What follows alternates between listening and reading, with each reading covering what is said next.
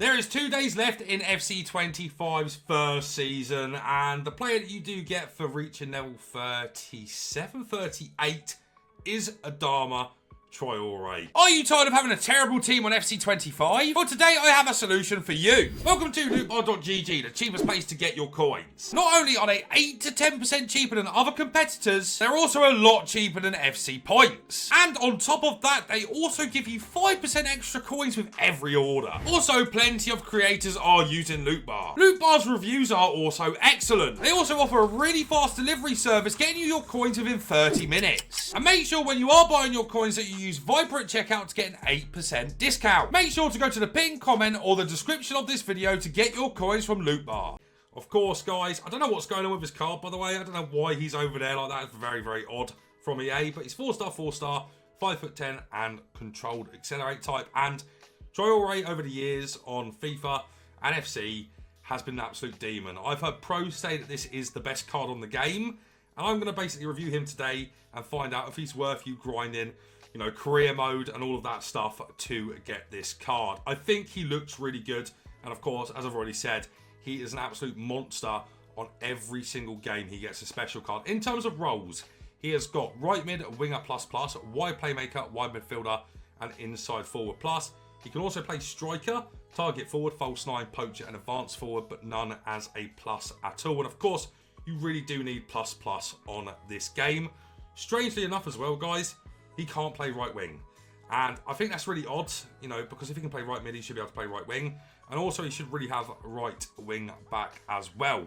In terms of play styles, he has got whipped past Silver, first touch, relentless, which is insane on a card like this, quick step Silver, and rapid plus. And of course, with Adama, his pace is his main asset. And then the second best asset is his physicals, which we'll talk about shortly. First of all, pace. Great pace. 95 acceleration and sprint speed is awesome. Not a strange split there. Very good to see. His shooting is a little bit mid, to be fair. We're going to need to boost that.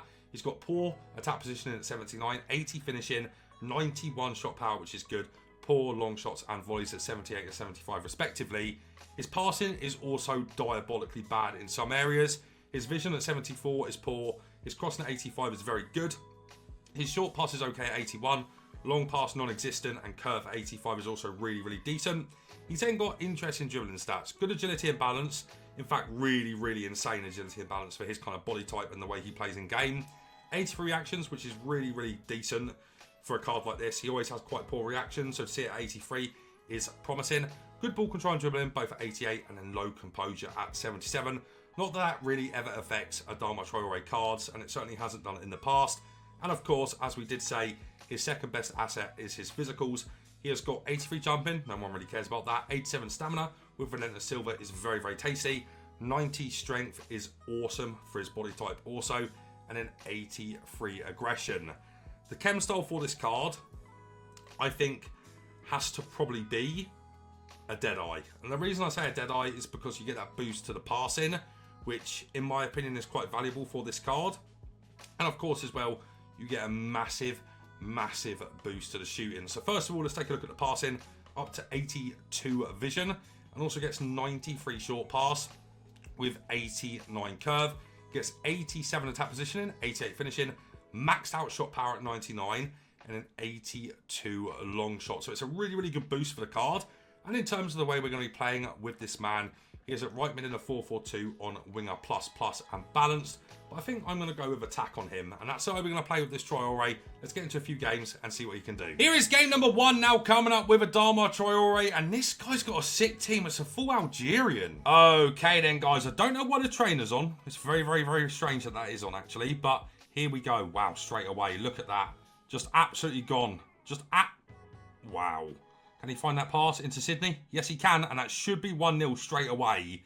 That was crazy good from Adama already. Get into Adama here. Good sprint boost. Good cross. That is a really nice cross from him. Sadly, Govu isn't very good in the air, though. Jesus Christ. He just zooms, doesn't he? I don't know why the trainer's on. Is that in? Oh, my days. Wow, that should be a goal there, shouldn't it? I mean, guys, early doors straight away. I mean, we're up against Benza Biani or Ait Nouri at left back here. So it's not really the biggest challenge for him. But he just blitzes, man. And if it's up against these kind of players, Imagine up against like Karchowis, Bashers. He is just going to absolutely destroy them with his pace and strength. And here we go again. Just too quick. Look at his pace, guys. Is he going to score that? Oh my God, good save again. Of course, the other thing I really want to test with him is his crossing. What a cross. What a cross. Oh my God, he's just... Look at his strength, guys, man. Oh, wow. I mean, he doesn't have the best shooting, admittedly, but he is so hard to stop on that right flank. Here he is. Great pace again. This should be 1-0 now. Yeah, what a finish that is from Traoré as well. Listen, guys, 26 minutes into this game, he is literally unstoppable. I really do think the fact that he's got that relentless silver is a massive part to why this card is so good. Already, you know, he's got insane physicals, insanely fast, and that's all you really need on this game, if I'm being honest. Goodbye. What the hell is this card? Wow. Wow, I really wish, guys, that this card had ping pass, at least silver, because them cutbacks would just be outrageous with that. This has got to be the best card on the game. I actually do fully agree with some of the pros. What is that goal, man? This card is an absolute joke. Here is game 2 now coming up with Adama, and I liked him in the first game, but he is very predictable. I think that's the thing that I would say about him so far, guys, is he is really difficult to stop, but when you get like halfway, 3/4 of the way through a game, it's really difficult to just kind of do the same thing with him because he does become insanely predictable, as you could probably expect. And that does become a little bit of an issue, but I suppose that's why a lot of people bring him on off the bench, right? This guy's sweaty, by the way. Yeah, I suppose that's why a lot of people do bring him on off the bench, is because you can kind of work against tired legs. But still, also, he is just good for 90 minutes. That was really poor from him, though. Good, that's good. That's good too. Trivella, is that going? No, his Trivellas are not very good. He so far, guys, he is just a bit of just a pace demon, if I'm being honest. Pace and strength so far, and that is the be all and end all of the card in my opinion so far. He's got to keep that in. Oh, that's good. Really nice from Adama. Oh, what a goal. That is fair play. The card's really good off counter-attacks, guys. And I've got Rosicki in this team, who's got incisive pass. This guy is such a nerd, by the way. Yeah, he's got incisive pass, so if Adama's ever making a run, it really is quite hard to stop him. You know, with that pace, that power, the strength, it's really hard to stop him once he starts running. Like, these kind of scenarios here, Ruta has got incisive as well, silver. This guy's had enough of Adama already based on that slide there. Always going to be dangerous from here. Let's test out them Trivellas again, shall we? Is it in? Oh, finally, guys. He scored an outside of the box Trivella, and that's a really good goal. Oh, hello. Adama's in. Adama from there. Oh, my God, man. Just too quick, guys. He's too quick. In every single time I get down here, he's too quick. He's too strong. And it is just a bit of a joke. It just is a bit of a joke, man. It just is a bit of a joke how quick and strong he is. I mean, they are his two key things, and they are just better than everything else he's got. I don't mean just like a little bit better. His shooting's relatively mid. His passing's relatively mid. Bar his crossing, which is quite good. But you are getting this card for pace and power, and that is really it. Oh my God. Maybe his shooting isn't that bad. Fair enough. Well, guys, I think it's pretty safe to say that this card is unbelievable, but he is kind of a one-trick pony. But when you're that good at being a one-trick pony, it doesn't really matter, if I'm being honest. Of course, his pace is unbelievable, and I think some things that are going to go really unnoticed about the card are the fact, first of all, that he's got relentless, and that really does allow him to just go up, down, up, down, up, down all game, and that is really valuable in my opinion for a card like this. I think it's quite crazy that EA have given this card as a free season pass card, if I'm being honest. I think the first touch on him as well is unbelievably good, especially if you fire the ball into him and then look to exit with a sprint boost. I feel like that works really well with the card too. The whip pass on him it's good, but I think more often than not, for me personally, I like cutting inside and going for the Trivella, and his Trivellas aren't the best, really. They're not bad, but they're not as good as someone like Graham Hansen, Rafinha, for example. I feel like his Trivellas are maybe like 5, 6 out of 10s, where Hansen, Rafinha are like 8 or 9 out of 10s for me in terms of going in. But his shooting does get by. It just is a little bit above mid in terms of quality. I think the Deadeye is quite crucial for the card as well to boost up that finishing. So he can score a lot of goals and you can be confident shooting with him. Of course, I feel like a card like this with low shooting off the bat, you need to be green timing with him anyway. So make sure you are trying to green time your shots with him when you do get on the inside.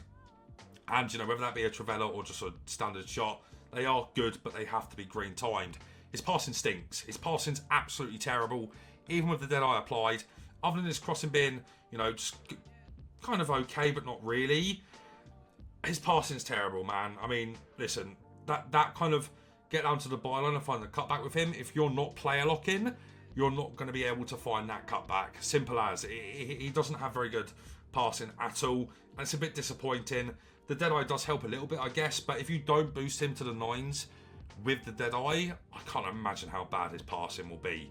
Dribbling-wise, he's good. He's not spectacular, and let me explain as to why. It is because he's got such a big body type in game. I mean, he is built like a brick shithouse in real life, right? So he doesn't have the best left stick dribbling. His R1 dribbling is kind of non-existent. The only good dribbling you really get from this card is off of fizzing the ball into him and getting the first touch, silver, kind of activated. Outside of that, his dribbling is quite disappointing, if I'm being honest. But once again, as I say, this card is kind of a one-trick pony. But when you're that good at being a one-trick pony and how good his stats are for it, doesn't really matter. As we move on to the physicals, once again, of course, he's got the big, bulky body type in game. And he's got 90 strength, and my God, does he feel strong. And the thing about this card is, he can't play right wing, he can play striker and right mid. He's going to be coming up against Karchawis, Robertsons, Bashers, Alabas, you know, maybe the old Theo Hernandez, and that's where he will struggle a little bit. But I would say anybody else at left back, this card is stronger and faster than, other than Theo Hernandez. So that there alone is, it just makes him unbelievably hard to stop for 90 minutes. And what I will say is he's definitely better to start than he is coming off the bench. The reason I say that is because, first of all, once again, he's got that relentless, and you need the boost on the free chem with him, in my opinion. You know, of course, he's good off the bench against tired legs, but you really do need the boost from the Deadeye, the free chemistry boost with the chem style. It's quite important. And then the other question that you're probably going to ask me is, do I think he's good at striker? This card isn't a striker, man. He is a winger plus and should be played there almost exclusively. So don't really play him at striker. I mean, he's fast, right? He's strong. He'll get in behind defences. But his shooting is good, not spectacular. He's not a good finisher. He is there to get past the fullback and then assess your options, whether that be that Trivela, whether it be inside and just taking a standard shot, whether that be a cross or looking for the cutback. This card is insane. He is absolutely insane. You need to get him because he'll probably fit a few Evos. I'm actually going to make him my cosmetic, my purple cosmetic. That's how much I like him. But, you know, he takes a lot of time to get if you haven't already got him. But if you can get there, get this card, man. He is outrageous in game and one of the most meta cards on the game for sure.